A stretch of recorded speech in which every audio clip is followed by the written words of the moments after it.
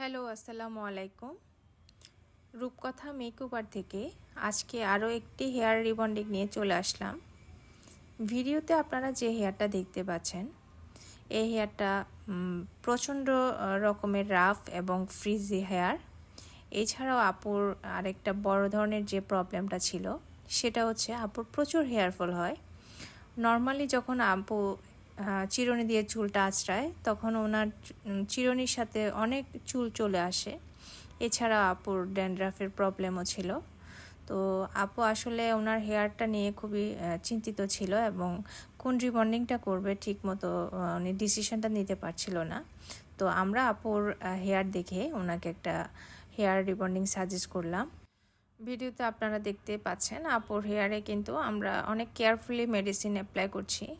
ওনার চুলের গোড়াটা যেহেতু নরম, সেক্ষেত্রে ওনার মেডিসিন অ্যাপ্লাই করতে গিয়ে আমাদেরকে অনেক সাবধানতা অবলম্বন করার প্রয়োজন ছিল। অনেক আপুরাই আমাদের রিবন্ডিংয়ের প্রসেসিংগুলো জানতে চান, দেখতে চান, কিন্তু একটা রিবন্ডিংয়ের প্রসেসিং কমপ্লিট করতে তো অনেক সময়ের ব্যাপার। তো সেজন্য আমরা ভিডিও আকারে কিছু কিছু ক্লিপস শেয়ার করি আপনাদের বোঝার সুবিধার্থে।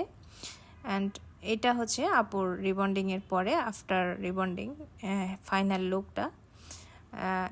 বিফোর অ্যান্ড আফটার হেয়ার দেখে আশা করি আপনারা বুঝতেই পারছেন আপুর রিবন্ডিংটা কেমন হয়েছে।